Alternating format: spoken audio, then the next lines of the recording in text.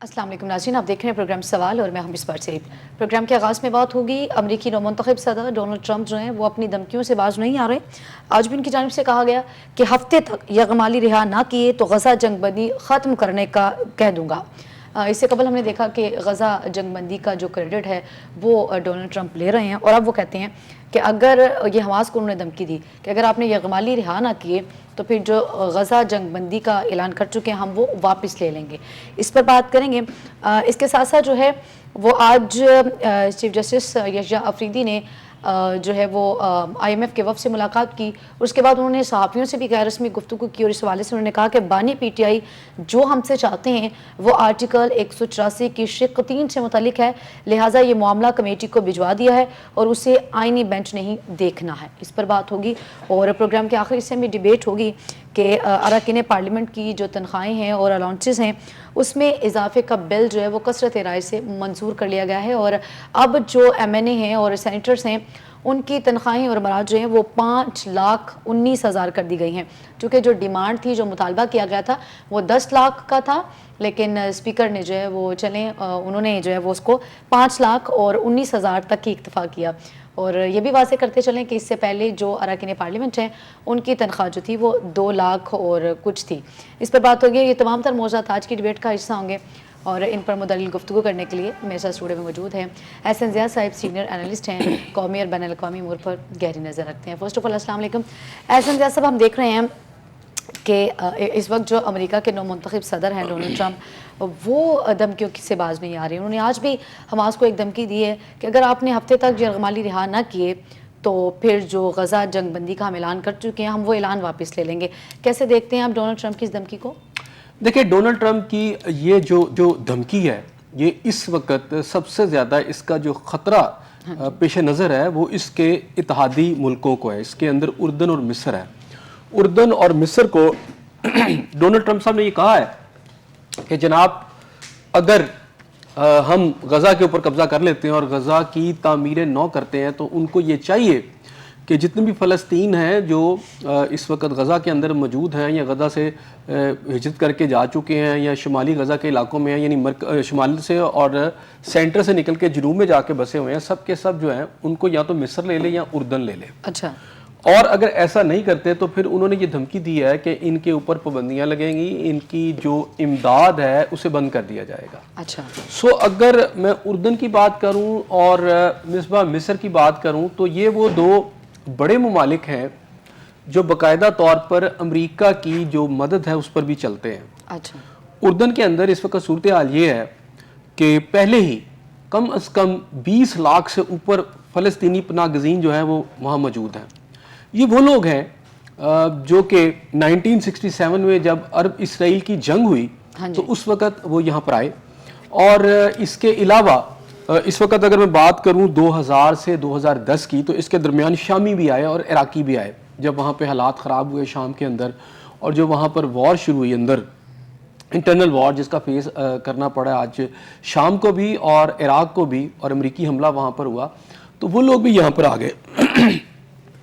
अब जहाँ तक उर्दन की माली हालत है तो वो बहुत ज़्यादा इमदाद पर चल रहा है। वहाँ बेरोज़गारी पहले से बहुत ज़्यादा है और वहाँ के जो नौजवान नस्ल है या वहाँ के जो लोग हैं वो फ़लस्तीनियों से बहुत प्यार भी करते हैं।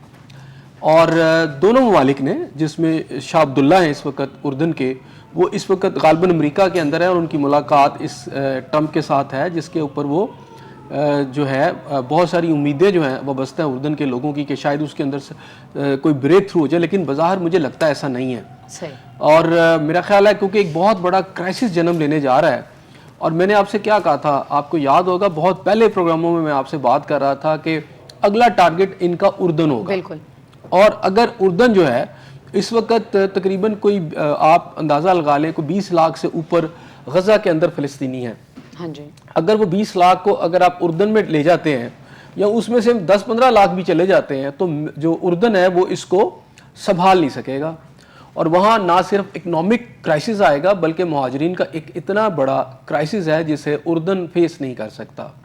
इसलिए उर्दन के लिए ये बात मानना मेरा ख्याल है या हल्क से नीचे उतारना काबिल अमल नहीं है। وہاں پر خاصی پریشانی ہے اس حوالے سے، اور مصر کے جنرل سیسی نے بھی اس سے انکار کر دیا ہے کہ وہ جو ہے وہاں کے جو مہاجرین ہیں یا پناہ گزین ہیں ان کو وہ اپنے ملک میں لیں گے۔ اگر میں بات کروں اس کی اکنامک کنڈیشن کی اردن کی، تو اس وقت جو امریکہ سے ایڈ آ رہی ہے 1.45 بلین ڈالر آتی ہے سالانہ اردن کو، اور چونکہ پہلے سے وہ پناہ گزین بھی ہیں سارے وہاں پر موجود ہیں، تو میرا خیال ہے روزانہ خوراک کے جتنے پیکٹ ہی وہ تقسیم کرتا ہے، ایسے میں اگر 20 لاکھ اور لوگ آ گئے تو وہ کیسے وہ ملک جو ہے سروائیو کرے گا۔ اسی طرح مصر کی بھی صورتحال سب کے سامنے ہے۔ مصر جو ہے اس علاقے کے اندر اسرائیل کے بعد سب سے زیادہ جو مدد امریکی لیتا ہے وہ مصر کو ملتی ہے اور اس کے علاوہ اردن کو ملتی ہے۔ جی ابھی ریسنٹلی ٹرمپ صاحب جب صدر بنے تو انہوں نے آتے ہی ایک حکم نامہ جاری کیا جس کے تحت جتنی بھی غیر ملکی امداد ہے، چاہے وہ فوجی ہے یا انسانی بنیاد پر دی جا رہی ہے، سب بند کر دی گئی ہے۔ تو ایک تو اس کا امپیکٹ ہے جسے ابھی اردن نے فیس کرنا ہے۔ دوسرا، اگر یہ کرائسس آ جاتا ہے تو میرا خیال ہے ایک بڑا ایک کرائسس ہے جسے اردن از گوئنگ ٹو فیس، اچھا وہ فیس کرنے جا رہا ہے۔ اچھا، ایسے میں سمپلی آپ یہ ذہن میں رکھیں کہ یہ نہیں ہوگا کہ صرف یہ دھمکی جو ہے بس یہی رہے گی، کل کو اور بھی مزید سخت جو فیصلے ہیں امریکہ اردن کے خلاف کر سکتا ہے۔ اب یہ اردن ہے جس نے اسرائیل کے ساتھ اپنے ہمیشہ جو تعلقات استوار رکھے ہیں، اور اس نے اسرائیل کو قبول بھی کیا ہوا، یعنی مانا بھی ہوا ہے۔ جی تو اس وقت میرا خیال ہے ایک بفر زون ہے باقی علاقوں کے درمیان، یعنی عرب کے جتنے بھی علاقے ہیں اور اسرائیل کے درمیان میں، یہ ایک اردن ہی ہے۔ صحیح، تو ایسے صاحب صرف اردن ہی تو اس جنگ کی زد میں نہیں آئے گا نا، اوبویسلی وہ باقی سارے بھی اس کی لپیٹ میں ہوں گے۔ ڈیفینیٹلی سپل اوور کرے گی نا، یہ ساری چیزیں سپل اوور کریں گی، اور ایک نئے جہنم کو جو ہے پھٹنے کا ایک ذکر کیا ہے ٹرمپ صاحب نے اپنے بیان میں، اور انہوں نے کہا ہے کہ جی ہم اس ساری جگہ پہ قبضہ کر لیں گے، اچھا یعنی یہ ہمارے حوالے، ہم تعمیر نو کریں گے۔ میرا خیال ہے تمام بین الاقوامی قوانین اصول جو ہیں یہ اس کی کھلی خلاف ورزی ہے، بلینٹنٹ قسم کی خلاف ورزی ہے، کہ یہ اسی طرح ہے کہ کل کو ٹرمپ صاحب کہیں جی پاکستانی جو ہیں سارے پاکستان چھوڑ دیں تو امریکہ اس پہ قبضہ کر لے گا، بالکل، یا وہ کہہ دے کہ جناب مصر چھوڑ دے تو مصر پہ قبضہ کر لیا جائے گا۔ یعنی امریکہ کو یہ کہاں سے رائٹ پہنچتا ہے کہ وہ تمام بین الاقوامی قوانین کی خلاف ورزی کرتے ہوئے ایک ایسی جگہ پر جہاں اس کا کوئی تعلق بھی نہیں ہے وہ اس پہ قبضہ کرنے کی باتیں کرے۔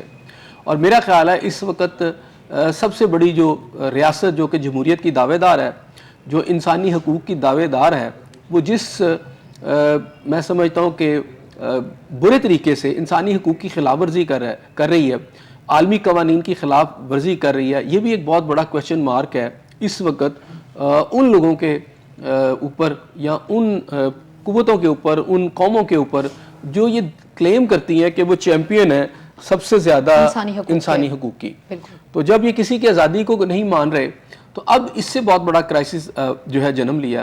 انہوں نے سعودی عرب کو کہا کہ جناب سعودی عرب کے پاس بہت بڑی جگہ ہے، اس سے پہلے اگر میں بات کروں نیتن یاہو کی تو اس نے یہ کہا کہ سعودی عرب کے اندر، ایون امریکنز کی بھی ظاہری بات ہے، نارتھ تو شامل ہے اس کے اندر، تو انہوں نے یہ کہا کہ اس سعودی عرب کے پاس بہت بڑی جگہ ہے تو وہاں پر فلسطینیوں کو آپ بسا لیں، آزاد ریاست اگر آپ کو چاہیے، چونکہ دو ریاستوں کی بات کی جا رہی ہے جس کو آپ کہہ لیں کہ ایک ایسی ریاستیں دو جس کے اندر ایک طرف یہودیوں کی ریاست ہو اور ایک فلسطینیوں کی ریاست ہو۔ اگرچہ کہ اگر میں بانی پاکستان کی بات کروں تو وہ تو جو شروع میں ہمارے یہاں قرارداد پاکستان جو پاس ہوئی تھی اس کے اندر بھی اس کا ذکر تھا، جب پاکستان یہ بنا اس سے پہلے کی میں بات کر رہا ہوں، اور اس کے اندر بھی جب یہ صورتحال ہوئی تو اگر آپ بنیادی ہماری قرارداد پڑھ لیں تو اس کے اندر بھی جو اسرائیل ہے اس کو تسلیم نہیں کیا گیا تھا جب قیام پاکستان کے فوراً بعد۔ تو ہماری تو جو بیس ہے اس میں ہم اسرائیل کو قبول ہی نہیں کرتے، لیکن بہرحال 1967 کی جنگ کے بعد جو کہ عربوں اور یہودیوں کے درمیان ہوئی، اسرائیل کے درمیان ہوئی، تو اس کے بعد چونکہ عربوں کو شکست ہوئی تو پھر دو ریاستوں کی بات کی گئی کہ دو ریاستیں جو ہیں وہ بنائی جائیں۔ اب پاکستان کا بھی اس وقت یہی موقف ہے کہ جناب دو ریاستیں جو ہیں وہ والا جو منصوبہ ہے یا جو طریقہ کار ہے اس کے اوپر کام کیا جائے۔ اچھا، اس کے اندر جو باقی بھی ممالک ہیں، ایون ٹرکی کی بات کر لیں، بہت سارے مسلم ممالک اسی کی جو ہے اس کی سپورٹ کرتے ہیں، وہ یہ کہتے ہیں کہ جناب یہ والا جو طریقہ کار ہے وہ بہتر ہے کہ دو ریاستیں ہو جائیں۔ لیکن اب اچھا یہ دو ریاستوں والا بھی آئیڈیا جو تھا یہ امریکہ کا ہی تھا کہ ہم ایسا کر دیتے تاکہ علاقے میں یہ مسئلہ نہ ہو، پہلے انہوں نے ٹیکنیکلی 2 ریاستوں کی بات کی اور اب یہ ہے کہ ایک ریاست اسرائیل کی طرف چلے گیا, جو ان کا پلان تھا کہ مکمل طور پر شکست خوردہ کرنے کے بعد اب وہ سیدھا اس پلان کی طرف چلے گئے ہیں جس کو آپ کہتے ہیں کہ جناب قبضہ کر لیا جائے. اور اس میں امریکہ دیکھیں, اس کے طریقہ کار کو دیکھ لیں کہ کتنا خوفناک اور منافقانہ ان کا رویہ ہے, اور یہ طاقتور ممالک ہیں جو کس طرح اپنی ڈکٹیٹ کرتے ہیں کمزوروں کے اوپر, اپنے یا تمام قوانین جو ہوتے ہیں انسانی حقوق یا جو خود یہ بناتے ہیں اس کو یہ بلڈوز کرتے ہیں, اور جہاں ان کی مرضی ہوتی ہے ان قوانین کو موم کی ناک کی طرح موڑ لیتے ہیں. بالکل. تو اب صورتحال یہ ہے کہ اس کو تسلیم نہیں کر رہے تھے. سعودی عرب نے اس کے اوپر بڑا سخت رد عمل دیا اور ان کی طرف سے بیان آیا کہ جناب امریکہ کے پاس بھی بہت ساری جگہ ہے, الاسکا وغیرہ ہے, وہاں جا کر آپ یہودیوں کی اسٹیٹ وہاں بسا لیں. صحیح. تو میرا خیال ہے ٹٹ فار ٹیٹ ہے. اب صورتحال اس میں جو سامنے ابھر کر آئی ہے وہ یہ ہے, ایسا سب سوری ٹوٹر, اگر سعودی عرب کی جانب سے یہ بیانات ہوا تو آپ سمجھتے ہیں کہ سعودی عرب اس بیان کے اوپر سٹینڈ لے گا؟ دیکھیں ابھی تو سٹینڈ لیا ہوا ہے نا, اب ان کو اس میں نکل نہیں سکتے نا. اب یہ ایک ایسی صورتحال ہے کہ جو صورتحال کسی بھی ملک کو ایکسیپٹیبل نہیں, نہ اردن کو ایکسیپٹیبل ہے, نہ سعودی عرب کو جو ہے ایکسیپٹیبل ہے, نہ ہی مصر اس کو قبول کرے گا. ٹھیک ہے نا, آپ لاکھ کہیں پورا ایک بہت بڑا کرائسس جو ہے وہ جنم لینے جا رہا ہے امریکہ کے صدر ڈونلڈ ٹرمپ کے اس فیصلے سے, یا اس کے اوپر اگر وہ سٹینڈ کرتا ہے. اور اس نے یہ کہا ہے کہ جناب یہ منڈے تک, ہفتے کا بعد منڈے, غالباً منڈے کو انہوں نے کہا ہے, اچھا جی منڈے تک آپ کر لیں کہ منڈے کو اگر وہ یرغمالی نہیں چھوڑتے تو پوائنٹ یہ ہے کہ یہ جو سیز فائر ہوا تھا جس کے اوپر بڑی امیدیں لگائی جا رہی تھی, اس سیز فائر کی حقیقت کیا ہے وہ آپ دیکھ لیجئے کہ اگر کوئی توڑنا چاہے تو 1 سیکنڈز میں توڑ لیتا. اچھا, وہ ان کی مرضی پر ڈیپینڈ کرتا ہے, وہ میٹر نہیں کرتا. میں نے آپ کو اس وقت بھی کہا تھا مصباح کہ یہ کوئی سرٹن چیز نہیں ہے, یہ کوئی ایسی کامیابی نہیں ہے. ہاں جی, کہ جس کا کریڈٹ آپ لے رہے تھے. ٹھیک ہے. اچھا, دوسری بات یہ تھی کہ اس کے اندر جب یہ سیز فائر ہوئی بھی ہے تو اس کی وائلیشن جو تھی اسرائیل کی طرف سے بہت زیادہ ہو رہی تھی, جس کے اوپر حماس کی طرف سے یہ بیان آیا کہ ہم نے اس کو دیکھتے ہوئے باقی یرغمالیوں کو چھوڑ دیے گئے تھے, کچھ 17 رہ گئے تھے, 8 کی تو ہلاکت ہو چکی ہے تو ہم چھوڑ دیں گے. ٹھیک ہے. اب مجھے لگتا ہے کہ یہ بڑی پلاننگ کے ساتھ بہانے بنائے جا رہے ہیں, اور مجھے تو حماس کا بھی آپس کی بات ہے, مجھے ان کا بھی رول عجیب سا لگ رہا ہے اس کے اندر. پتہ نہیں وہ کون سی حماس ہے, یہ کس کے کہنے پہ سب کچھ کیا جا رہا ہے. ٹھیک ہے. حماس کے پہلے حملے کے بعد آج غزہ کی یہ حالت ہے, اور دوسرے کرائسس کے بعد مجھے لگتا ہے اس کرائسس کو مزید ہوا دینے کے لیے یہ بڑی پلاننگ کے ساتھ سارا کچھ ہو رہا ہے. اچھا. ٹھیک ہے. یہ بڑی پلاننگ کے ساتھ جو ایجنڈا تھا یہ انہوں نے سمجھے کہ پریمپٹ کیا ہوا تھا کہ ہم نے کیسے کیسے چیزوں کو چلنا ہے, تو یہ کچھ ماہ کے اندر یہ سارا کچھ کرنا تھا. یہ اکارڈنگ ٹو گیم پلان ہی چل رہا ہے سب کچھ. اچھا. ٹھیک ہے نا, اکارڈنگ ٹو گیم پلان چل رہا ہے, اور بڑے طریقے سے پہلے حماس کو سے ایک حملہ ہوا اور اس کے بعد یا ٹریپ ہو گئی. حماس سے حملہ ہوا یا حماس ٹریپ ہوئی؟ ٹریپ ہوگی, میں آپ ٹریپ کہہ سکتے ہیں, کیونکہ اس کے اندر ان کے بہت سارے سینئر لوگ بھی ہیں, لیکن اس کے جو نتائج سامنے آئے ہیں اور اس کے بعد حماس بڑے سنگین سے ہیں, سنگین ہے, اور اس کی طاقت بھی حماس کی ہمارے سامنے ہے, کیونکہ کوئی ایسی نہیں ہے کہ وہ لڑ سکے. جنگ نہیں ہوئی, کوئی قتل عام ہوا ہے. ٹھیک ہے. ایک بہانہ بنا کر, جیسے 9/11 کا ایک بہانہ, اور 9/11 کے اندر جتنی بھی بعد میں انویسٹیگیٹو سٹوریز یا موویز بنی ہیں وہ یہی ہے کہ ان کا اپنا کام تھا جس کی بنیاد بنا کے افغانستان پہ چڑھائی کی جانی تھی. تو وہ بنیاد بنا کر پھر افغانستان پہ چڑھائی, اور عراق سارا کچھ دیکھ لیں, جیسے وہاں انہوں نے کہا تھا کہ جی ویپن آف ماس ڈسٹرکشن ہے عراق کے پاس, اور پھر حملہ کر دیا گیا, لاکھوں لوگوں کو تہہ کر دیا گیا, اور بعد میں برٹن نے معافی مانگ لی کہ نہیں جی وہاں تو کچھ بھی نہیں تھا, تو ہم بڑی معافی چاہتے ہیں. تو خالی معافی سے لیکن لاکھوں لوگوں کی جانیں چلی گئی. اچھا, اب یہاں پر بھی ہمیں یہی صورتحال نظر آ رہی ہے کہ اس کی بنیاد بنا کے پورا ایک ریجن خالی کروانے کی کوشش کی جا رہی ہے, اور جہاں تک وہاں کے لوگوں کا تعلق ہے تو ان کے اوپر کیا جہنم اور جو ہے, اور کون سا جہنم آشکار ہوگا جو کہ اب تک وہ دیکھ چکے ہیں. خود امریکن پریزیڈنٹ کہہ رہے ہیں کہ وہاں کوئی عمارت بھی جو ہے محفوظ نہیں, وہاں رہا ہی نہیں جا سکتا, خود کہہ رہے ہیں نا. تو اتنی بربادی وہاں پر کی گئی ہے کہ وہاں کوئی عمارت ہے ہی نہیں, اور ایون دین آپ نے اتنی تباہی کے بعد یہ سب کچھ کیا اور آپ اس کے ساتھ کھڑے ہیں. یعنی امریکہ کس کے ساتھ کھڑا ہے؟ اسرائیل کے ساتھ کھڑا ہے, جس نے انسانیت کا قتل کیا, قتل عام کیا جی. یعنی پریزنٹ دور کے اندر سب سے بڑا قتل عام کیا گیا, اور اس کے جواب میں اب دیکھ لیں کہ وہاں ہماری طرف سے تو کوئی جواب آیا نہیں, نہ مسلم امہ کی طرف سے کوئی جواب آیا, نہ کسی مسلم ملک نے اس کے اندر جو ہے کوئی اپنا رول پلے کیا. تو ابھی جو قتل عام ہے وہ ایک اور قتل عام کی بات کرتے ہیں. تو مجھے لگتا ہے کہ شاید امریکہ کی آشرواد کے بعد شاید اتنے بڑے حملے اور ہو سکتے ہیں جس میں اب زیادہ ٹارگٹ وہ لوگ ہو سکتے ہیں جو پناہ گزین ہیں, جو کیمپوں میں پڑے ہوئے ہیں, جو مصر کی سرحد کے ساتھ ہیں, زیادہ تر ان کے اوپر بہت بڑے اٹیکس آ سکتے ہیں, بہت بڑا قتل عام آ سکتا ہے, اور وہ قتل عام جو ہے چونکہ امریکی صدر کہہ چکے ہیں, وہ ایک قسم کی انہوں نے ایک منظوری دے دی ہے کہ یہ بھی کر دیں سارا کچھ. اچھا, اب اگر آپ اردن میں ان کو دھکیلتے ہیں تو ڈیفینیٹلی اردن ڈی اسٹیبلائز ہو جائے گا. اتنی بڑی تعداد جو ہے اپنا گزینوں کی, اس کو سنبھالنا ہی ایک بہت بڑا یعنی ایک مسئلہ ہے. پھر اس کے آنے سے جو آپ کے معاشی, وہاں کے نفسیاتی سماجی مسائل پیدا ہوں گے, ڈیفنس اور سیکیورٹی کے مسائل پیدا ہوں گے. میرا نہیں خیال کہ اردن اس پوزیشن میں ہے کہ اس کو سنبھال سکے گا. نتیجتاً یہ دھکیلنے کا مقصد یہ ہے کہ اردن کو بھی کمزور کیا جائے. اچھا, یعنی پہلے ان کو دھکیلا جائے ادھر, اور ادھر مصر کو کنٹرول کیا جائے, مصر کو بھی تباہ کیا جائے. تو جنرل سیسی بیسیکلی جنرل سیسی کے غالباً ماموں بھی, جو جنرل سیسی کا جو بھی رول جو ہے نا وہ بھی بڑا بھیانک اور میں سمجھتا ہوں بدنما رول ہے مسلم امہ کے کردار کے اندر. اگر برا کردار کبھی تاریخ میں لکھا جائے گا تو جنرل سیسی کا بھی ہے. تو جنرل سیسی نے بھی جو کچھ وہاں پر کیا, اپنے لوگوں کے ساتھ جو کچھ کیا, اور اب جو ان کے ساتھ کر رہے ہیں وہ بھی میرا خیال ہے پڑھنے, دیکھنے اور سوچنے کے قابل ہے. اچھا, لیکن اب جنرل سیسی کو اپنی حکومت کا بھی خطرہ پڑ گیا کہ اتنے لوگ فلسطینی ادھر آ جائیں گے تو مصر کا کیا بنے گا.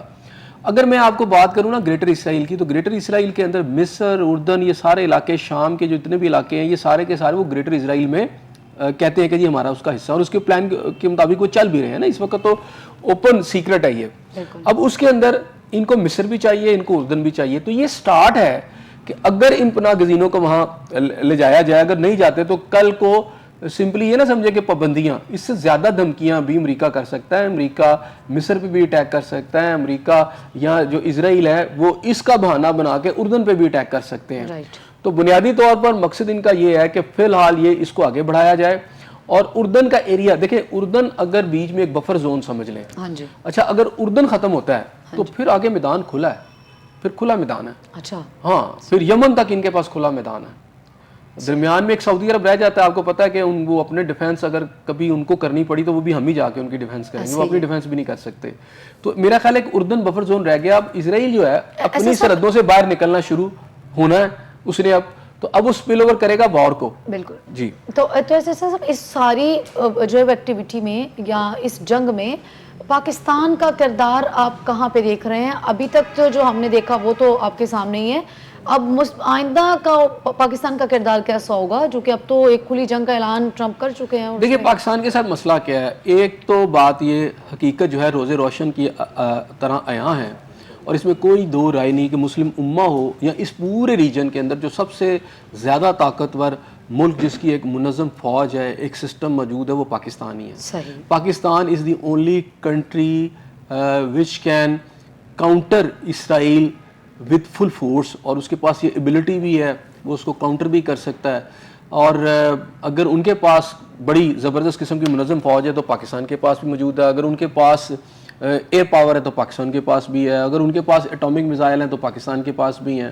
تو پاکستان ایک ایسا ملک ہے جو بیک وقت کئی ملکوں سے لڑ بھی سکتا ہے, لیکن اکانومی اس کی آپ کو ہمیں پتہ ہے کہ وہ ڈوینڈل ہو رہی ہے. اب سوال یہاں یہ پیدا ہوتا ہے کہ آپ نے کہا جی پاکستان کا کیا کردار ہے. اب پاکستان کے ساتھ مسئلہ یہ ہے کہ پاکستان اس وقت انٹرنلی بھی اور داخلی طور پر بھی بہت سارے مسائل کا شکار ہے, الجھا ہوا ہے اس کے اندر. ان ممالک نے وہ تمام اقدامات اٹھائے ہیں. میں نے آپ سے پہلے بھی کہا تھا کہ جب گریٹر اسرائیل کے ایجنڈے پر عملاً کام شروع ہو تو چکا ہے, لیکن جیسے ہی اسرائیل اپنی سرحدوں سے باہر کی طرف نکلے گا, اپنی سرحدوں کو ایکسٹینڈ کرنے کی کوشش کرے گا, تو ارد گرد جتنے بھی ممالک ہیں اس سے پہلے وہ ان کو انٹرنل اسٹرائفز جو ہیں, رفٹس جو ہیں, اس سے تقسیم کر کے ان کو کمزور کر دے گا تاکہ اس کی راہ میں کوئی رکاوٹ نہ رہے. یہ کیس شام کے ساتھ کیا گیا, سیم کیس آپ نے عراق کے ساتھ دیکھا, یمن کے ساتھ آپ نے دیکھا, سعودیہ کے اندر بھی ایسی سچویشن ہے. اور اسی طرح پاکستان کے اندر بھی جو اس وقت آپ کو ٹیررزم نظر آ رہی ہے, دہشت گردی کی کاروائیاں ہیں, پاکستان کی اکانومی کو دباؤ میں لایا ہے, IMF کے ذریعے قابو میں کر رہے ہیں, یہ ساری کی ساری اسی ایجنڈے کا ایک حصہ ہے. بالکل ٹھیک ہے. اس میں پاکستان نے ایک پاکستان کے دفتر خارجہ کی طرف سے ایک تو بیان بہت واضح طور پر آ گیا ہے کہ جیسے ہمارے باقی مسلم امہ جو ہے اس بیان کو, جو کہ ٹرمپ صاحب مجھے نہیں سمجھ آ رہی کس بیوقوفی کی انتہا پہ وہ پہنچے ہوئے ہیں, اور اس طرح کی وہ ایک ظالمانہ سوچ کے ساتھ وہ اس طرح کے بیانات دے رہے ہیں, اس طرح کی کوشش کرتے ہیں. تو اب پاکستان بھی ان کا ساتھ نہیں دے سکتا, اور میرا نہیں خیال کہ کوئی ملک اس کے اوپر ایگری کرے گا. اب اس سے ہوگا کیا, پاکستان اپنی جگہ سٹینڈ لے گا, لیکن چونکہ پاکستان فوری طور پر ان کا نیبرنگ کنٹری تو نہیں ہے, پاکستان اخلاقی طور کے اوپر اور نفسیاتی طور پر اگر میں بات کروں تو وہ پاکستان اس وقت فلسطینیوں کے ساتھ کھڑا ہے، ان کے ہر موقف کے ساتھ کھڑا ہے، اور جیسے مسلم امہ کے باقی ممالک کا ایک موقف ہے، پاکستان کا بھی وہی موقف ہے۔ پاکستان اس سارے ایشو کے اندر اب یہ تو نہیں ہو سکتا کہ آپ ڈائریکٹلی اس میں انوالو ہو جائیں، لیکن جو گیم پلان ہے، جو گریٹ گیم اس خطے میں کھیلی جا رہی ہے، اور جس طرح اب آہستہ آہستہ وہ اردن کی طرف آگے ہیں، اور میں نے آپ سے کہا تھا نا کہ ہر گلی، ہر محلے اور ہر دروازے پہ یہ آگ پہنچے گی، آپ اس سے اپنا دامن آنے والے فیوچر میں بچا تو نہیں سکتے۔ اچھا، اب یہ بھی ہو سکتا ہے کہ جو پاکستان کے ساتھ یا دیگر ممالک کے ساتھ فیوچر میں ہونا تھا وہ ابھی سے شروع ہو چکا ہو۔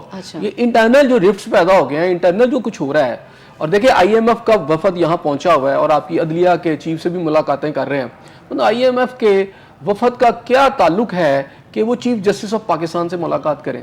کوئی تعلق نہیں ہے ان کا، لیکن وہ اپنا جو فٹ پرنٹ ہے، اپنی جو ریٹ آئی ایم ایف بتانا چاہتا ہے، وہ آپ کے ہر ادارے پہ دکھانا چاہ رہا ہے، ٹھیک ہے نا؟ آپ کی اپوزیشن لیڈر ہو، آپ کی گورنمنٹ ہو، آپ کی عدلیہ ہو، آپ کی فوج ہو، ہر جگہ پہ ایک پریشر، آپ کے پاس اکنامک پریشر آ رہا ہے۔ پاکستان اس پوزیشن میں ہے کہ وہ جو ہے وہ اتنا پریشر لے لے گا؟ ظاہر سی بات ہے ایک معاشی پریشر تو ہے۔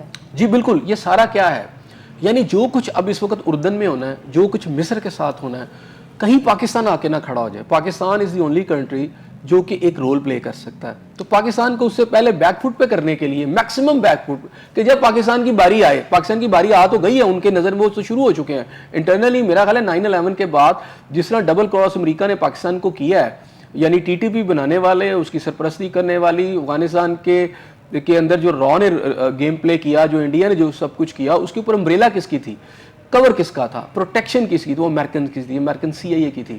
جو پاکستان کے ساتھ جو کچھ ہوا وہ تو امریکن گئے ہیں، تو اب پھر ایک نیا ایجنڈا شروع ہو گیا نا یہاں پر۔ تو کہانی یہ ہے کہ گریٹ گیم جو ہے وہ اپنے کنکلوژن کی طرف آپ سمجھیں کہ اگر 100 پہ اس نے پہنچنا ہے تو اب 10-20% تو اس نے اپنا پلے جو ہے نا کر لیا جو اس نے کرنا تھا، اب آگے کی طرف بڑھ رہی ہے۔ اس میں پوری کوشش امریکہ یہ کر رہا ہے، کیونکہ اب اور کیا کیا جا سکتا ہے؟ غزہ تباہ ہو چکا ہے، غزہ میں تو کچھ بھی نہیں ہے، وہ کیمپ میں بیٹھے ہوئے ہیں، تو امریکہ کو کیا پڑی ہوئی ہے ان کو دھکیل؟ اس لیے کہ یہ اسرائیل کے گریٹر اسرائیل کا وہ ایجنڈا ہے جسے پش کر رہا ہے امریکہ کہ آگے بڑھنے کے لیے اب آؤ، اور کیا چاہیے آگے بڑھنے کے لیے؟ یہ چاہیے کہ ایک تو پہلے انٹرنلی یہ سارا اسرائیل کے پاس آ جائے، ٹھیک ہے؟ اور وہ 1947 کے بعد یعنی 1948 سے جو بھی اسرائیل کی ریاست، جو ایک ناجائز ریاست کا قیام، یہ جو بڑی طاقتیں جس میں امریکہ برطانیہ نے کیا تھا سب نے مل کے، اچھا اب اس کو ایکسٹینڈ کیا جائے، ایک تو پوری ایک ریاست بنائی جائے، کیونکہ ایک دن میں نہیں ہوتے یہ ایجنڈے، ان میں کئی دہائیاں اور کئی سال بھی لگ جاتے ہیں۔ تو جو پہلا ایک فیز تھا جس میں چند دہائیاں تھی، 4-5 دہائیوں کے اندر، وہ یہ تھا کہ اسرائیل کے ایک پوری ایک ناجائز ریاست کو طاقتور بنایا جائے، ایک تو بنایا جائے۔ ابتدا کی جو ریاست ہے 1948 میں جو بنی، تو اس میں تھوڑے سے علاقے یہودیوں کو دیے گئے تھے، پھر گریجولی پھر 1967 کی وار، پھر اسرائیل کے اندر یہ ان کا رقبہ بڑھتا چلا گیا، پھر وہ فلسطین جن کی وہ جگہ تھی، جن کا وہ علاقہ تھا، اور ایک دور میں تصویریں موجود ہیں، ویڈیوز موجود ہیں کہ کبھی جب ان کو پورے یورپ سے یہودیوں کو نکالا گیا تھا تو یہ بیچارے جھنڈوں پہ انہوں نے اور اپنے پلے کارڈز پہ لکھا ہوتا تھا کشتیوں میں بیٹھے ہوئے کہ ہمیں پناہ دے دو، ہمارے ساتھ وہ سلوک نہ کیا جائے جو کہ یورپین ہمارے ساتھ کر رہے ہیں۔ تو اس وقت کے عثمانیوں نے ان کو جگہ دی تھی، اور اس کا نتیجہ آج یہ دیکھ لیں فلسطینیوں کے ساتھ کیا ہو رہا ہے۔ تو اب فلسطینیوں کو وہاں نکالتے اب یہ ہے کہ پورا علاقہ جو ہے اسرائیل کا وہ کور کر رہے ہیں، اور کور کرنے کے بعد میں نے پہلے بھی آپ سے کہا تھا، اب بھی کہہ رہا ہوں، اردن کتنی دفعہ میں نے آپ سے کہا تھا جارڈن، تو جارڈن اب اگلا ٹارگٹ ہے۔ جارڈن کے اندر کسی طریقے سے دھکیل کے جارڈن کو قبضہ کیا جائے اور پش کیا جائے تھوڑا سا مصر کو بھی، مصر کی طرف بھی وہ جائیں گے، چھوڑیں انہوں نے ایجپٹ کو بھی نہیں چھوڑنا۔ باقی رہ گیا آپ کا یہ جو شام کا علاقہ ہے، اگرچہ کہ ان کے جو آج کے لیڈر جو ہیں ان کی طرف سے یہ بیان آیا کہ اس طرح کا بیان اخلاقی طور پر اور ٹرمپ صاحب کو نہیں زیب دیتا، لیکن شام کے اندر بھی جو کچھ ہو رہا ہے وہ بڑا مسٹیریس ہے۔ اب پتہ نہیں یہ کس کے ساتھ کھڑے ہیں، ٹھیک ہے، ان کے پیچھے کون ہے، یہ کیسے آگے اقتدار پہ انہوں نے قبضہ کر لیا۔ تو گیم ایک بڑی گیم ہے، اس کو سمجھنا پڑے گا، لیکن اس کو اگر جنرلی سمجھنے کی کوشش آپ یہ کریں تو پھر اب گریٹر اسرائیل کا وہ جو فٹ پرنٹ ہے، جو کہ پہلے ان کا یہ کام ہے کہ آپ جو ہے اسرائیل کے اندر جو ہے اس پہ قبضہ کیا جائے۔ ویسٹ بینک کے اندر بھی پیچھے اٹیکس ہو چکے ہیں، ویسٹ بینک چھوٹا سا علاقہ ہے جہاں زیادہ تر یہودی بستیاں آباد ہو چکی ہیں، وہاں زونز بنے ہوئے ہیں، کئی جگہوں پر اب فلسطینی اور کچھ زیادہ جگہوں پر اس وقت یہودی بستیاں قائم ہو چکی ہیں، تو وہ بھی تقریباً ختم ہو چکا ہوا ہے، تو تھوڑا سا اور پش کریں گے تو وہ بھی ختم ہو جائے گا۔ اس کے بعد ابھی امریکہ جو ہے وہ اسرائیل کی پش پہ کھڑا ہے، اور اسی کی پشپناہی اسے حاصل ہے. اس کے حوالے سے غزہ کے حوالے سے ہم نے کہا کہ پاکستان کا سٹینڈ کیا ہوگا وہ آپ نے بریف کر دیا. اب کیا چائنا کوئی جو ہے وہ سٹینڈ لے سکتا ہے غزہ کے لیے؟ دیکھیں چائنا کو کوئی ضرورت نہیں ہے کہ وہ غزہ کے لیے کوئی سٹینڈ لے، نہ میرا خیال ہے کہ ان کا یہ کوئی ایشو ہوگا. ہمارا ایشو بھی اس لیے ہے کہ ہماری ایک مذہب کے ایک رشتے سے ہم سب بندھے ہوئے ہیں، اور دوسرا انسانیت کا رشتہ ہے، اور انسانیت کے رشتے کے ساتھ بھی اگر ہم بندھے ہوئے ہیں تو کہیں پہ بھی ظلم و ستم ہو، جہاں کہیں پہ بھی عورتوں بچوں کو مارا جائے تو دوسرا انسان اس کو تکلیف میں آتا ہے. مثلا یورپ والے فلمیں بناتے ہیں اور دنیا کو یہ بتاتے ہیں بڑے رحم دل ہیں ہم، جانوروں کی ہم جان بچا لیتے ہیں اور اس کو ایک گھنٹے کی مووی بناتے ہیں، لیکن یہاں ان کا وہ جو انسانی ہمدردی کا پہلو ہے کہیں نظر ہی نہیں آتا. تو یہ آپ کو سمجھ آتی ہے کہ یہ مذہب کی جنگ ہے. وہ 1400 سال پہلے بھی مذہب کی جنگ تھی، اور مذہب کے نام کے اوپر یہ قتل عام ہو رہا ہے. یہ کوئی اکانومی کی جنگ نہیں ہے. اسرائیل اور فلسطینیوں کا جو اصل لڑائی ہے مذہب کے نام پر ہو رہی ہے. اور یہاں یہ کوئی پہلی دفعہ نہیں ہو رہا. صلیبی جنگوں کا ایک پورا ریکارڈ موجود ہے کہ یہاں کیا ہوا تھا، کیسے اس پہ قبضہ کیا گیا تھا عیسائی فوجوں نے آ کر. اور صلاح الدین ایوبی سے سارا قصہ اگر آپ دیکھ لیں تو آپ کو سمجھ آ جائے گی کیا ہو رہا ہے. تو اب ایک نئی جنگ ہے، ایک سمجھ لیں نئی صلیبی، جو بش کہہ گئے تھے نا ایک دفعہ کہ صلیبی جنگ، تو یہ صلیبی جنگیں شروع ہوئی تھی ان کے دور میں دوبارہ سے، اور اب وہ آگے بڑھ رہی ہیں. اور وہ صلیبی جنگ کے ذریعے اب یہ سارا علاقہ اور فلسطین جو پہلے آپ کو یاد ہوگا کہ صلاح الدین ایوبی کے دور میں 100 سال جو ہے کرسچینٹی کے انڈر جب یہ علاقہ رہا جس کو آپ یروشلم کہتے ہیں، تو یروشلم کو اس کے بعد اب 1948 میں یہاں دوبارہ قیام کیا گیا جو ہے اسرائیلیوں کا، اور اب جا کے اس علاقے کو دوبارہ سے بڑی پلاننگ کے ساتھ جیوز اور کرسچینٹی نے مل کے وہ لے رہے ہیں. اور اس کے بعد یہ پورا خطہ مڈل ایسٹ. اچھا اب آگے کیا ہوگا کہ اگر کوئی زیادہ سخت ریئیکشن دیتے ہیں یا وہاں بمبارمنٹ ہوتی ہے یا امریکن ہی آ جاتے ہیں یا اسرائیل کے ترک کراتے ہیں، تو اب یہ سمجھ لیں کہ یہ جنگ اب سپل اوور ہوگی، کیونکہ یہ طاقت کے ذریعے دھکیلنے کی کوشش کریں گے دوسری. تو یہ ایک بہت بڑا انسانی کرائسس جنم لے گا. صحیح. اسد صاحب آگے بڑھیں گے، ملک کی سیاسی ایشوز کی بھی بات کریں گے. آج چیف جسٹس یحییٰ افریدی کی جانب سے کہا گیا کہ بانی پی ٹی آئی جو ہم سے چاہتے ہیں وہ آرٹیکل 184 کی شق 3 سے متعلق ہے، لہٰذا یہ معاملہ کمیٹی کو بھجوا رہے ہیں اور آئینی بینچ جو ہے وہی اس کو دیکھتا ہے. کیسے دیکھتے ہیں آپ چیف جسٹس صاحب کے ان ریمارکس کہہ لیں یا؟ میرا خیال ہے کہ پی ٹی آئی کو ایک بڑا ریلیف ملا ہے چیف جسٹس کے اس بیان کے بعد، کیونکہ وہ جو چاہ رہے ہیں ایک خط جو ہے ایک کم از کم اگر کہیں اس کو انڈورس نہیں کیا گیا تو عدلیہ نے اس کو انڈورس کر لیا. اور میرا خیال ہے کہ اس میں کوئی بری بات بھی نہیں ہے.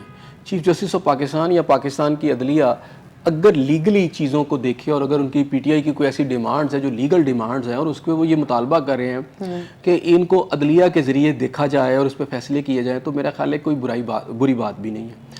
اب ظاہری بات ہے کہ وہ کرنا کس نے ہے، کیونکہ یہ ریلیٹڈ ہے سارا آئینی بینچ کے آئینی معاملات ہیں، تو آئینی بینچ کو دے دیا گیا ہے. پہلے تو وہ یہی چیخ رہے تھے کہ جی عدلیہ ان کو سن نہیں رہی، تو اب تو چیف جسٹس آف پاکستان اگر یہ بات کر رہے ہیں کہ ہم نے آئینی بینچ کو بھیج دیا یا ہم اس سن لیں، ہم اس کو ایکسیپٹ کرتے ہیں. اور ساتھ انہوں نے میرا خیال ہے تھوڑی انکریجنگ بات جو پی ٹی آئی کے لیے کی وہ یہ ہے کہ بانی پی ٹی آئی نے محض اس دفعہ باتیں نہیں کی، کچھ ثبوت بھی فراہم کیے.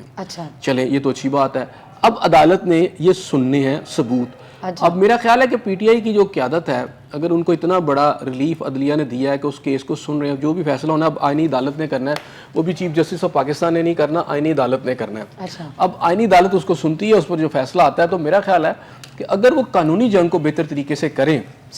اس وقت شاید جو موڈ ہے چیف جسٹس آف پاکستان کا یا سپریم کورٹ کا موڈ ہے وہ تھوڑا سا میں سمجھتا ہوں کہ پازیٹیو نظر آتا ہے پی ٹی آئی کے لیے، تو وہ اپنی قانونی جنگ کو آگے بڑھا سکتے ہیں. تو اس قانونی جنگ کو بڑھانے کی کوشش کرنی چاہیے، اور لیکن اس کو بیوقوفانہ انداز میں نہیں کرنا چاہیے. اچھا ابھی تک تو ہم یہ بات کر رہے تھے نا، ایسے سب چند روز قبل تو یہ بات ہو رہی تھی کہ خط لکھا بھی گیا یا خط نہیں لکھا گیا، پہلے تو یہی کوشچن مارک تھا، اور اس کے بعد پھر ایسے کیوں ہوا کہ جیل سپرنٹینڈنٹ نے کیوں اس کو کہا کہ ایسا تو کوئی خط ہی نہیں لکھا گیا. اور آج اگر چیف جسٹس صاحب اسی خط کے حوالے سے گفتگو کر رہے ہیں تو پھر اس کو آپ کیسے دیکھتے ہیں؟ دیکھیں پہلے تو جیل سپرنٹینڈنٹ کا میرا خیال ہے بیان کو اتنا امپورٹنٹ نہیں ہوتا، لیکن اس نے بیان بھی دیا. یہ جو بیان ہے پہلی بات ہے کہ یہ اس طرح ہے کہ اوپن لیٹر کی بات ہوئی ہے. کل بھی ہوئی نا اوپن لیٹر یہ ہے کہ میں نے لکھ دیا، پہنچا نہیں پہنچے نہ پہنچے، میں نے میڈیا میں اس کا اظہار کر دی. اسے اوپن لیٹر کہتے ہیں کہ میں نے ایک لیٹر لکھا ہے.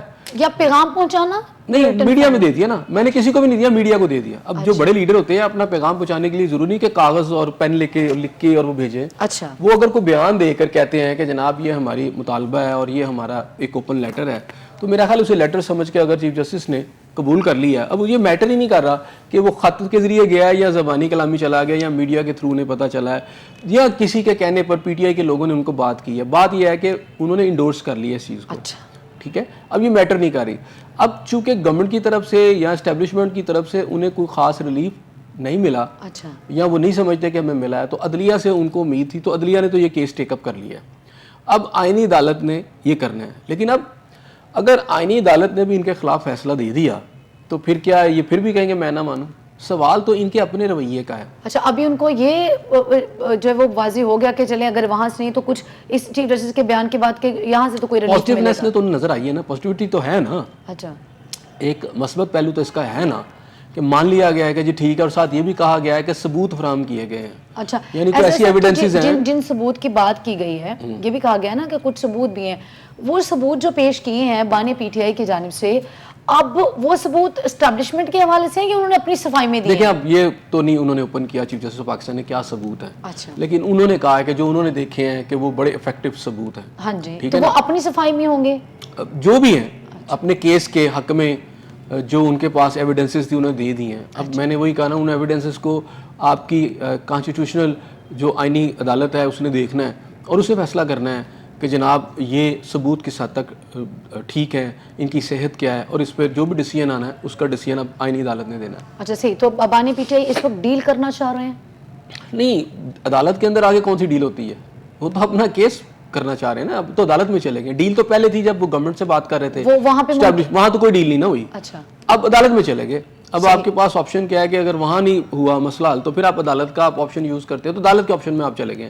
پہلے بھی آپ کیسز آپ کے وہاں تھے بہت سارے, اس میں سے ایک یہ بھی کیس چلا گیا. اچھا, تو ایسا صاحب اگر یہاں سے کوئی ریلیف ملتا تو پھر اس کو ہم کسی ڈیل کا نتیجہ نہیں کہیں گے, پھر یہ کہا جائے گا کہ بانی پی ٹی آئی نے جو ہے وہ عدلیہ میں اپنا مقدمہ لڑا اور وہاں سے نہیں, یہ تو ڈیل نہیں نہ ہوگی. یہ تو عدلیہ میں مقدمہ لڑا ہے تو یہ تو ڈیل نہیں. اگر وہ جیت جاتے ہیں یا ان کے حق میں فیصلہ آ جاتا ہے تو یہ تو ان کی میں سمجھتا ہوں نفسیاتی, اخلاقی اور پولیٹیکل فتح ہوگی نا. صحیح, تو پھر اس سے پہلے یہ کیوں کہا جاتا رہا کہ عدالتیں باؤنڈ ہیں؟ یہ بھی تو انہی کی جانب سے کہا جاتا رہا نا. یہ دیکھیں الزامات ہیں, یہ ان کی سیاست کا ایک سٹائل ہے. عدلیہ باؤنڈ ہے تو پھر اس کو آپ کیسے دیکھیں؟ دیکھیں یہ ان کی سیاست کا سٹائل ہے پی ٹی آئی کی کہ کسی سے اگر انہوں نے کوئی کام لینا ہے اور انہیں لگتا ہے کہ یہ ان کے خلاف آئے گا تو یہ پہلے اس کو اتنا ڈرا دیتے ہیں کہ دوسرا بندہ بیک فٹ پہ چلا جائے, یا بیک فٹ پہ چلا جائے یا ان کے حق میں فیصلہ دے دے. تو یہ ایک ان کی سیاست کا سٹائل ہے کہ الزامات کی اتنی بچھاڑ کر دو کہ دوسرا بیک فٹ پہ ہو جائے. تو میرا خیال ہے اس طرح وہ کامیاب بھی رہے ہیں.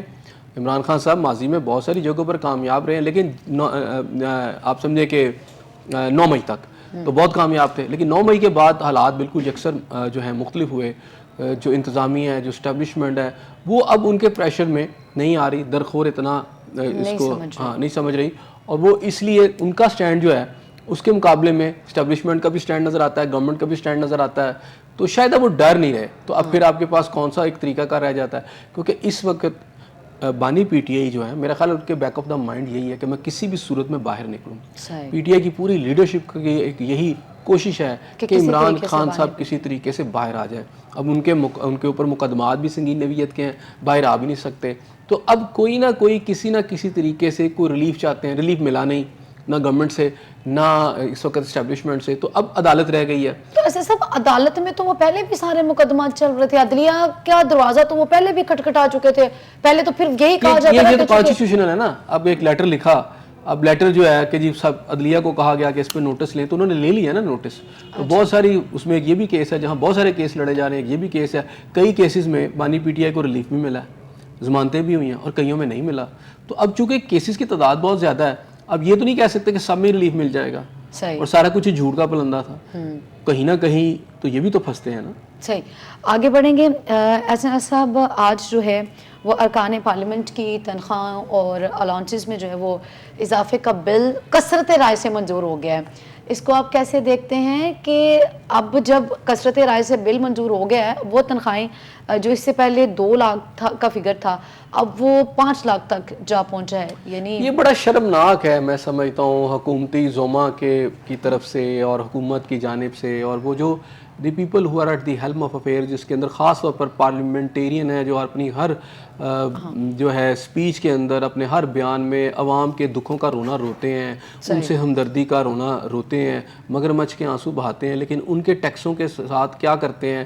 اب ان کے جو تنخواہیں بڑھی ہیں اس کو دیکھ لیں آپ, اصل میں ان کے مقاصد کیا ہیں، اور اس میں اکثریت رائے سے اگر میں اکثریت رائے کے ساتھ اگر آپ بات کر رہی ہیں تو وہ اس میں آج یہ ایک تھوڑا پازیٹیو پہلو ہے کہ جو اپوزیشن جماعتیں ہیں انہوں نے اس کے اوپر بڑا زبردست احتجاج کیا.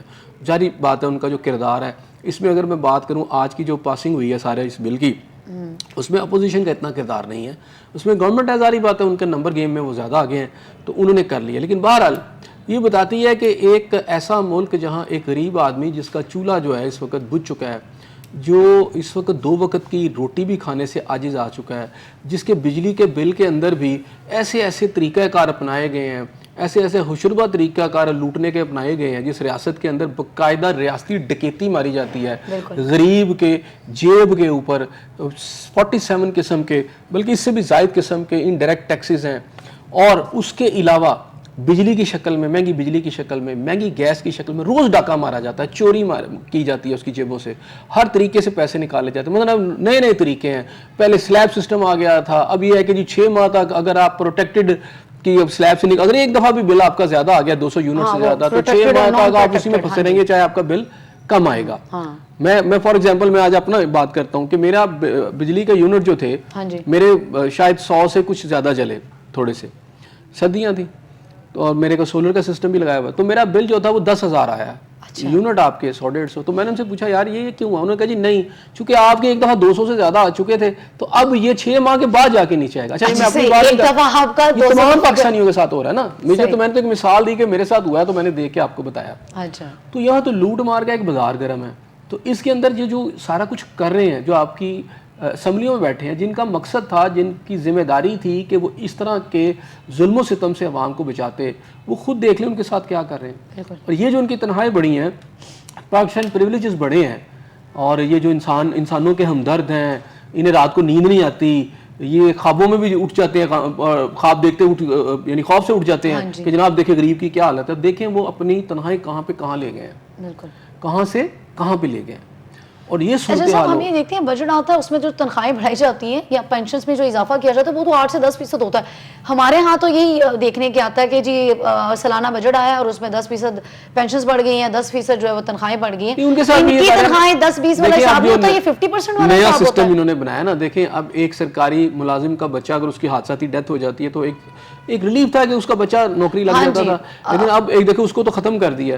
لیکن ایک ایسے ملک کے اندر جہاں کسی کا باپ جو ہے حکومت کی سروس کرتے ہوئے کسی حادثے کا شکار ہو جاتا ہے اور یا وہ مر جاتا ہے، چلے ایک ریلیف تھا کہ اس کا بچہ جو ہے روزگار پہ لگ جائے. چلے میں تو کہتا ہوں جی پاکستان کے ویسے ہی آپ کے 70% سے زائد خط غربت سے نیچے زندگی گزار رہے ہیں، سارے سرکاری ملازم تو نہیں. چلے سرکاری ملازمین کو میں سے کسی کو ایک فائدہ تھا. تو صورتحال یہ ہے کہ اب اس کا وہ بچہ نہیں ہوگا، پھر اس کے ساتھ جس طرح قبل از وقت یعنی ریٹائرمنٹ سے پہلے جی اپنا لمسم میں نکلے یہاں سے. تو ایک ایسا ملک جہاں ریٹائرڈ جرنیلوں کو، ریٹائرڈ ججوں کو، ریٹائرڈ بیوروکریٹ کو بڑی بڑی تنخواہوں پر دوبارہ نوکری، ٹانگیں ان کی قبر میں ہیں، لیکن ان کو پھر وہ 10-20 لاکھ سے ان کو وہ بڑی بڑی جو ہیں یہاں کا عام آدمی جو ہے غربت کی اس کو وہ بیچارہ اس کی بری حالت ہوئی ہے اور اس کے درمیان میں اس کو نوکری بھی نہیں مل رہی. تو ایسی صورتحال کے اندر یہاں آپ کے جب پارلیمنٹیرین اتنی یعنی خطیر تنخواہیں جو بڑھا رہے ہیں، اتنی خوشربا اضافہ کیا جا رہا ہے، تو یہ شرمناک ہے نا. یہ نظر آتا ہے کہ جو آپ کے لوگ جو ہیں جو طاقت کے سوتوں پر بیٹھے ہوئے ہیں، انہیں اس غریب عوام کا کوئی دکھ نہیں ہے، کوئی درد نہیں ہے. وہ صرف اور صرف یہ چاہتے ہیں کہ وہ کتنا زیادہ پیسہ کما سکتے ہیں، وہ کتنا زیادہ اختیار حاصل کر سکتے ہیں. اسی لیے پاکستان کی یہ صورتحال آج ہمارے سامنے. بالکل. اور ایسے صاحب المیہ یہ ہے کہ تنخواہیں جو بڑھانے کا مطالبہ کیا گیا تھا وہ 10 لاکھ روپے تک کا کیا گیا تھا. اب یہ اسپیکر صاحب کا ہے کہ انہوں نے جی اس کو 5 لاکھ اور 19,000 پہ اوپر وہ خاتم تائی کی قبر پہ ٹانگ ماری ہے نا انہوں نے. پیسہ تو ہمارا ہے، آپ کا ہے، میرا ہے، عام آدمی کا ہے، سبزی فروش کا ہے. وہ پیسہ ہے جو ان ٹیکسز سے، ظالمانہ ٹیکسز سے اکٹھا کیا گیا ہے، جو ایک موچی بھی دے رہا ہے، ایک بڑھئی بھی دے رہا ہے، ایک کسان بھی دے رہا ہے، ایک مزدور بھی دے رہا ہے، ایک عام آدمی بھی دے رہا ہے، ایک چھوٹا دکاندار بھی دے رہا ہے. تو یہ جو ایک ظالمانہ طریقے سے ٹیکس کلیکشن کی جاتی ہے، وہ کہ یہ کیسے کھاتے ہیں، ان کے اللہ تلے کیا ہیں. ابھی تو یہ ہے کہ تنخواہیں اور مراد کا اضافہ، اور اس کے علاوہ اتنا کچھ کھا جاتے ہیں. پھر آپ کی بیوروکریسی کے ایک فوج ظفر موج کھڑی ہے، وہ لوٹ مار کر رہی ہے. پھر آپ کے باقی ڈپارٹمنٹ کی دیکھ لیں نا، ججز کی تنخواہیں دیکھ لیں، جرنیلوں کے دیکھ لیں جو باہر جو آپ کے وہاں جزیرے خرید رہے ہیں. تو اس قوم کے ساتھ مسئلہ جو ہے آپ کی اشرافیہ کی بدترین کرپشن ہے. بالکل اصل مسئلہ جو ہے وہ اشرافیہ کی بدترین کرپشن ہے. اور اس وقت اگر دیکھیں تو امیر جو ہے وہ امیر سے امیر تر ہے اور غریب بیچارہ جو ہے وہ غریب سے غریب تر ہو رہا ہے. بہت شکریہ احسن صاحب آپ کا. ناظرین آپ کا پروگرام دیکھنے کا بہت شکریہ. فی الوقت مجھے احسن صاحب کو دے اجازت. کل پھر ملاقات ہوگی, سیم چینل سیم ٹائم. اللہ نے کے بعد.